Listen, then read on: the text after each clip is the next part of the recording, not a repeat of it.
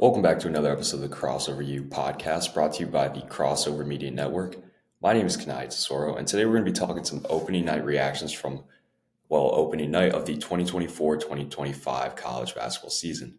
So last night, we got to see a lot of big-time freshmen make their debuts, along with a few upsets, which we'll be getting into, as well as the night, which was ultimately highlighted by the top 10 match we got between Gonzaga and Baylor. And Gonzaga pretty much mopped the floor with Baylor. It was a blowout, wasn't close, and we're going to be touching on that later in the pod today. But without wasting any more time, let's get right into it and talk about Cooper Flagg, the projected number one overall pick in this year's NBA draft, and his debut with the Duke Blue Devils in their matchup against Maine. So Duke pretty much got the win pretty easily. They won by almost 30 points, and you got to see the debut of Cooper Flagg, of course, and as well as Kanaye and Common. I cannot fully pronounce his last name, so I'm not going to try to do that. But overall, I think it's pretty evident. You got to see the talent that Jon Scheyer was able to bring in with this freshman class. Cooper Flagg, not much needs to be said about him. The guy is going to be really, really good and has a chance to be an All-American as a freshman. Kanaye, of course, he played really well last night, scoring, I want to say 23 points, shot it well from three, was able to get to the rim, and he seems just as good as advertised. And I think you're also able to see a little bit of, I think you were able to appreciate how Scheyer was able to get some veterans in the portal, such as Mason Gillis, a transfer from Purdue, and Malik Brown, who was Defensive Player of the Year last year for Syracuse in the ACC, and then also Sion James from Tulane, who's going to be able to be a big scorer for them off the bench. What I will say, though, is last night, I don't think Tyrese Proctor and Caleb Foster played particularly well. And again, it's a first game, so you have to take everything with a grain of salt. But I think for Duke to be able to go on a run this year, they really need those guys to play a lot better than they did last year and how they played last night. Additionally, I'm just really not as high on this Duke team as everyone else was and still is going into the season. I just even last night watching, like I really wanted. I'm just not necessarily a believer in Jon Scheyer. I feel like a lot of these kids commit to Duke for the brand, not for Jon Scheyer's coaching ability. Which I understand to be able to go play for a great basketball school like Duke, but my thoughts always just go back to them losing in the Elite Eight with a chance to go to Final Four against NC State. Of course, NC State was really, really hot at the time, but I'm sorry, there's no scenario where you should have lost that game. And I think this is going to be a really big year for Jon Scheyer. And if he can get success in March, then he could change narratives about him. But I just watching them play last night. Again, it was the first game of the season, so you have to take things lightly. But I don't know, they just seemed really sloppy, and at times it seemed they didn't really have a true lead guard out there. I think the loss of Jeremy Roach is going to be really huge for them, not having a guy who's can comfortably play the point, and I think that's going to be something to watch going forward this year. So let's stay in North Carolina and talk about the Tar Heels. Took on Elon last night, and for a while they were letting Elon stick around up until probably 3/4 of the way through the game. One takeaway from last night is I think it's very evident that Elliot Cadeau has improved his shot a ton over the offseason. Of course, you saw all the videos of him getting shots up over the summer in the gym, and the shot looks a lot better. And I think this year he's going to have a increased scoring output. I think he's going to be a lot more efficient from the field. And you already know what he brings as not only a distributor playing the point, but also on defense, on the perimeter.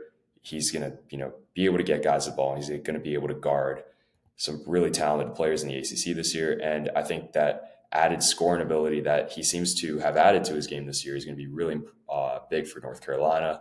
Additionally, Seth Trimble added to the hype building behind him following their exhibition where he had 33 points.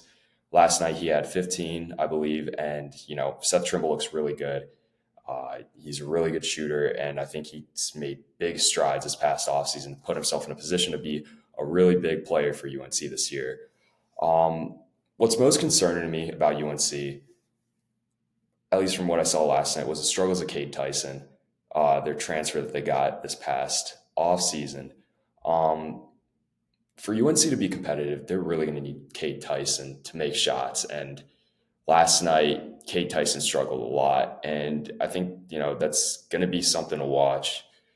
And then I think just building on the concerns that people already had from this past offseason of North Carolina just not addressing their needs for a big in the portal. They have Jalen Withers, who I think will be better this year than he was last year, but they're just at the loss of Armando Bacot. They were weak on the boards last night. They need to be able to rebound the ball. And if they can't, then yes, I think, UNC has a full chance to win the ACC this year, but to be able to go far in March, I don't know. I think if you're Hubert Davis, you want to see those guys like Withers be able to rebound the ball a lot more effectively going forward. So now let's talk some upsets. We had two last night, with the first one being UCF taking down number 13 Texas A&M. Obviously, if you're an A&M fan, that's the last thing you want to see, dropping a game to an unranked opponent who a lot of people, I think, going into this year still have talks about Texas A&M being able to try to compete for an SEC title, even though I think Bama more than likely has it locked up. I think you would have liked to see a little bit more out of Wade Taylor last night, and I think he will going forward. He's one of the more underrated players in the country, and I think he's going to be putting a lot of people on notice this year. But of course, not a great start for Texas A&M. I think they will bounce back. I'm a really big believer in Wade Taylor, and yeah, I think they'll be better going forward. I will say this UCF squad is really fun. Of course, people are calling them second chance U, and I think it's pretty funny how they're giving a lot of these players some second chance, like Mikey Williams, Dior Johnson, Benny Williams. The stories, but they really do have some solid ball players. Darius Johnson can really shoot it. Hall and Ivy Curry are some really great pieces too. And again, kind of going back to Dior, he didn't play a lot last night, but I think he has a really solid shot to establish a role in UCF's rotation this year. And I think it'll be really cool to see if it ends up happening. Of course, the story, being at Pitt and then ending up playing JUCO, becoming the number one rated JUCO player in the country, and now playing at UCF, which I think is just a really fun story to watch. So now for the other upset, we also had Ohio State beating number 19 Texas. And I have to say, I really do like the squad that Jake Dealer was able to put together this past offseason.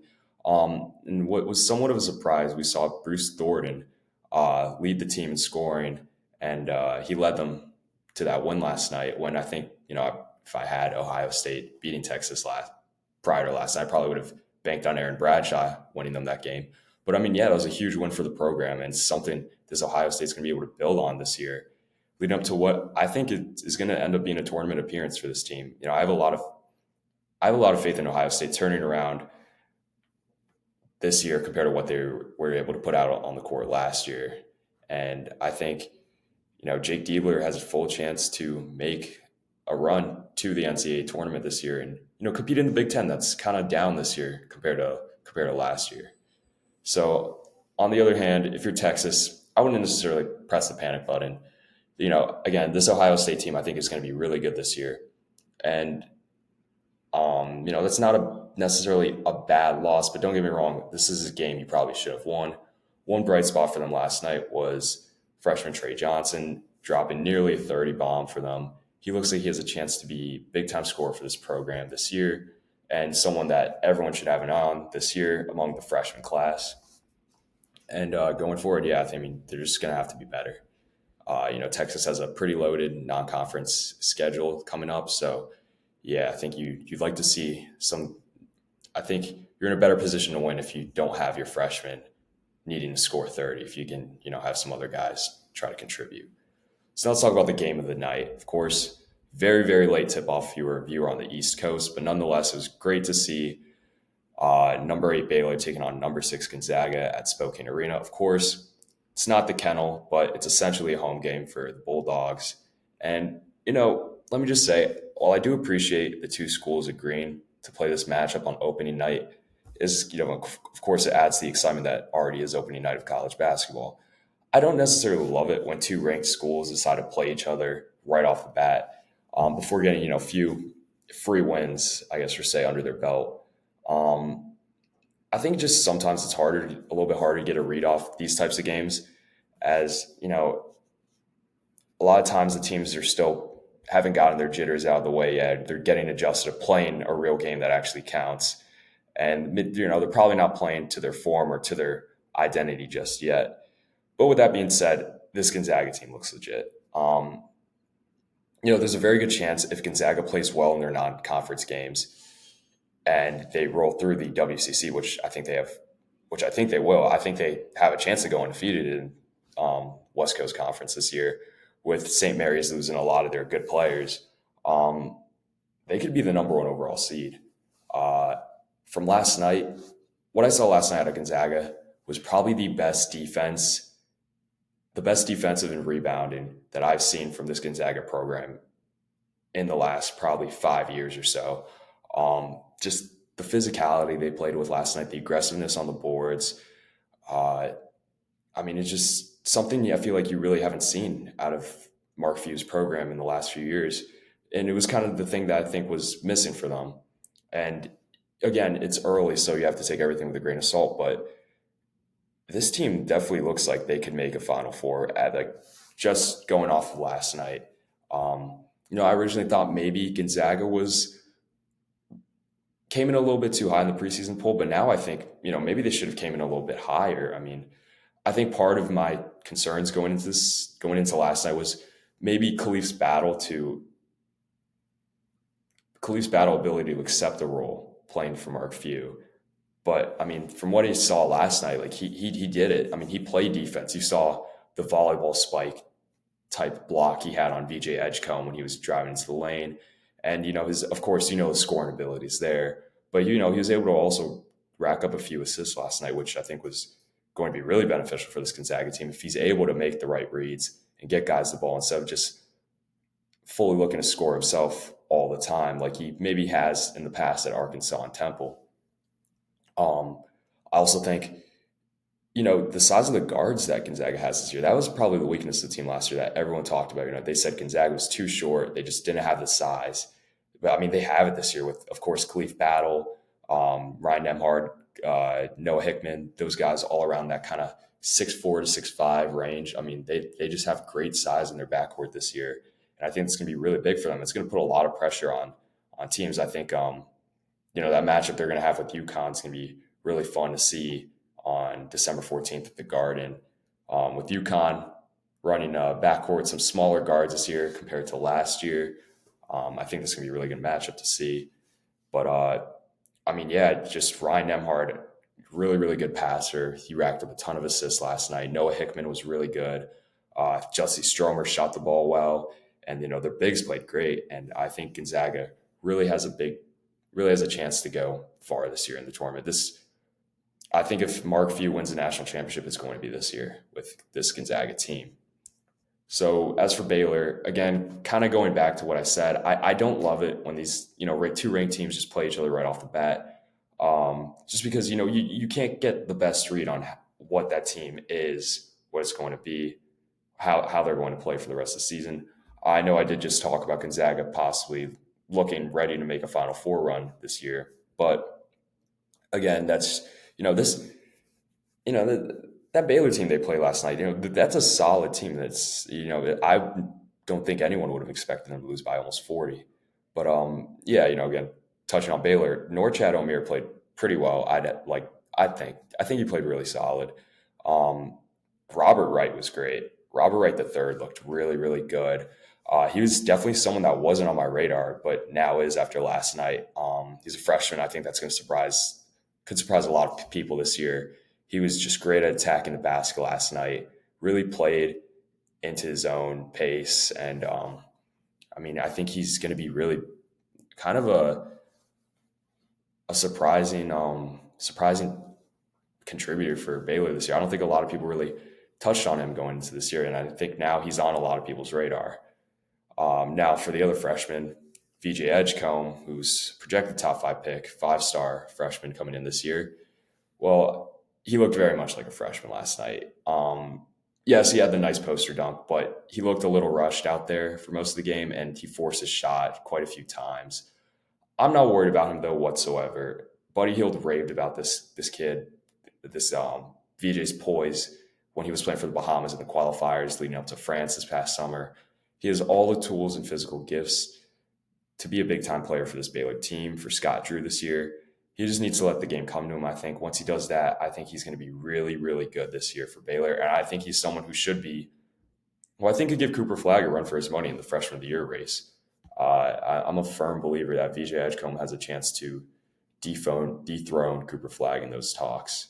But yeah, I mean, it's tough. I mean, that's a really tough team to have to play in your first collegiate game. And I think, it's just going to be a learning experience for him that he's, has to be a little more patient and let the game come to him a little bit. As for Jeremy Roach, not necessarily the best game from him, but I think what a lot of people are going to have to realize about Roach going into this season is he's not going to be looking to score as much as he did in past years for Duke.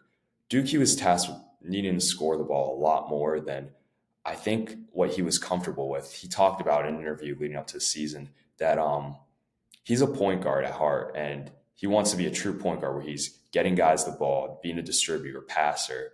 He doesn't want to be a guy who has to go out and be the leading scorer, have to score a lot. And he was talking about that's what he feels like he's going to be able to do with this Baylor team. So I think it's not fair to judge Jeremy Roach this year based off of his scoring output. I think it's going to be, the veteran leadership he brings as a grad transfer and his passing ability. I think he's definitely up there, probably a top 5 passer in the country this season. Just it's the veteran. He's the veteran on this team, and his leadership is, I think, going to speak more volume than what he's able to produce offensively scoring the ball.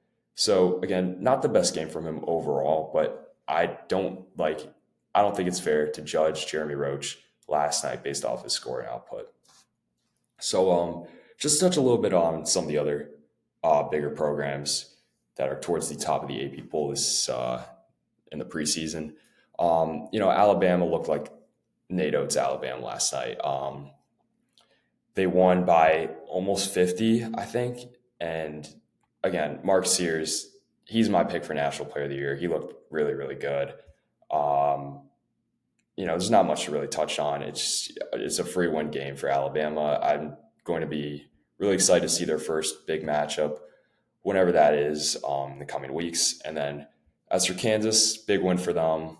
Again, not too much to touch on. One of those free win games, but I will briefly talk about how Bill Self kind of.